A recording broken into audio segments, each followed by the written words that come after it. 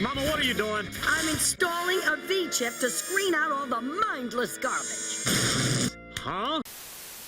Matt Walsh has come under fire for comments made about Shiloh Hendrix. This is an unsurprising development given the nature of Matt's public persona. Controversy is not unfamiliar territory for Matt. It is in many ways integral to his brand. Engaging with contentious issues naturally invites backlash, and the cycle of provocation and reactions following are a defining feature of the online media landscape. And it is precisely this dynamic that attracts audiences to figures like Matt, whose appeal often stems from his unapologetic engagement with divisive topics. In reference to the story of Shiloh Hendrix, I'll say this much. For anyone out of the loop, Shiloh is a mother from Minnesota. She drew widespread online attention and substantial financial support after a viral video captured her using the N-word during a confrontation at a playground. According to Shiloh, the incident followed an alleged theft from her son's diaper bag by another child.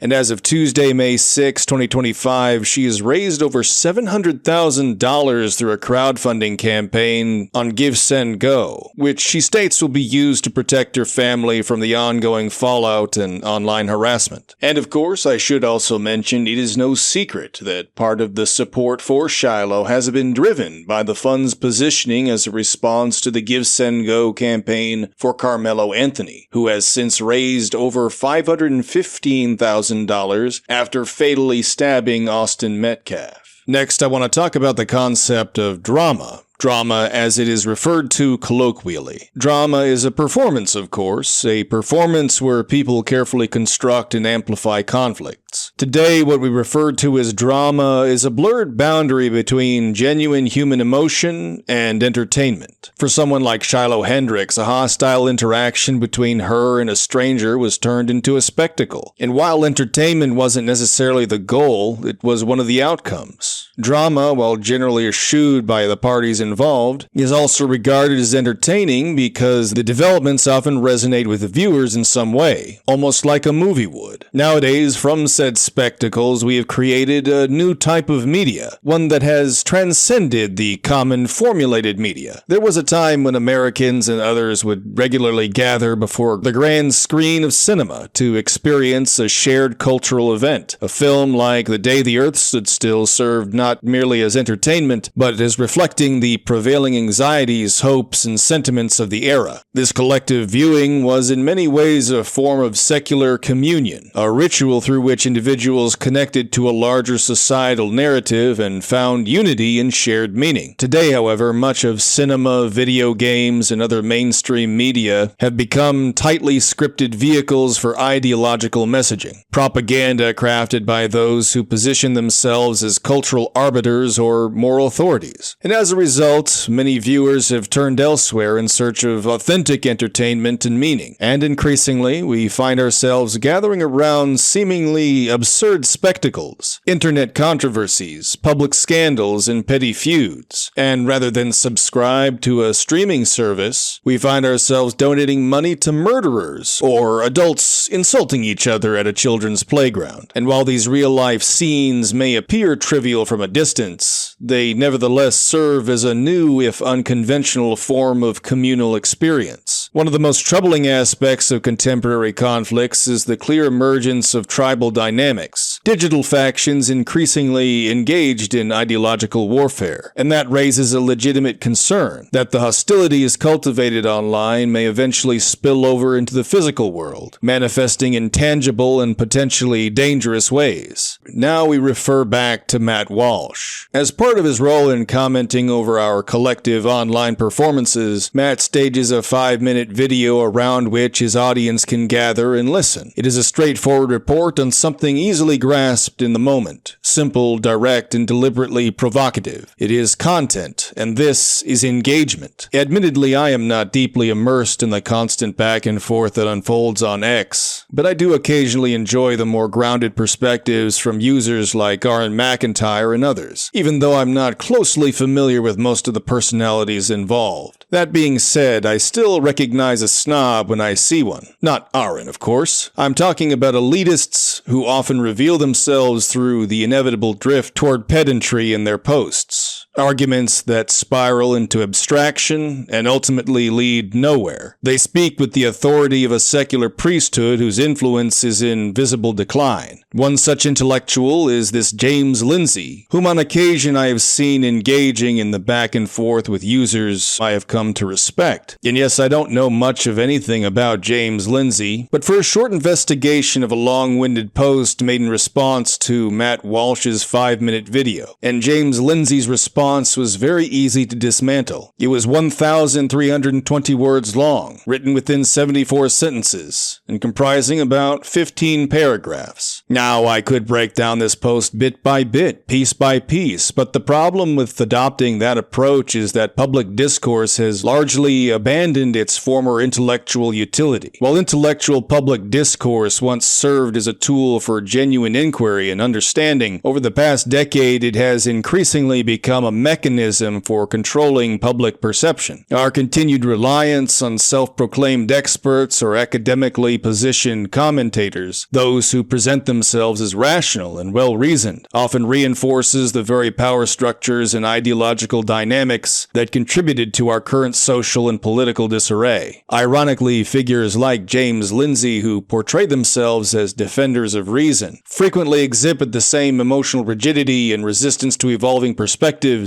that they claim to oppose. And in order for any meaningful change to occur, any society must endure the pangs of growing pains. Now, I published this video primarily to highlight that it was not necessary to dissect every word, sentence, or paragraph of the original post to recognize James' internal contradictions. Two elements in particular stood out to me due to their striking juxtaposition, the opening and the conclusion. At the outset, James Lindsay asserts that Matt Walsh is employing a tactic commonly used by radicals, what he labels as woke and the woke right. And then he proceeds to devote roughly 10 paragraphs to unpacking this supposed technique in detail. Yet by the end, he concludes that he doesn't actually believe Matt is a radical, an admission that undercuts the central argument of the post as a critique of Matt. And the entire piece concludes with an appeal to readers to disregard Matt entirely, a conclusion that renders much of the preceding analysis redundant or misdirected. One is left to wonder whether James is familiar with the Streisand effect, the phenomenon where attempts to suppress information only amplify its reach. He criticizes Matt and then advises his audience not to listen to him, a tactic reminiscent of strategies often employed by segments of the left, instructing followers to ignore dissenting voices, expecting uncritical compliance. Yet the very act of engaging, thinking about, writing, and publishing a detailed response to Matt Walsh ought to demonstrate that James is in fact paying very close attention. This raises an obvious contradiction. If engaging with Matt is unworthy or dangerous, why is it then acceptable for James to do so? Is he uniquely qualified to interpret and respond while the rest of us are meant to look away? This is a case of do as I say, not as I do, cloaked in intellectual authority. This elitism is precisely what has eroded public trust. Over the past decade, those in positions of authority have repeatedly leveraged their intellectual credentials not to enlighten, but to manipulate and subdue, shaping discourse to suit their own agendas. It is this pattern of condescension and control that has fueled much of the societal unrest that we are witnessing today, that which will likely continue to unfold in the months and years ahead. And this old brand of intellectual posturing deserves to be met not with reverence, but with ridicule. And it will do just as little to persuade someone like Shiloh Hendricks that appropriating slurs is somehow the equivalent to an act of violence. The gap between theory and reality has grown too wide to ignore, and no amount of rhetorical gymnastics will bridge that.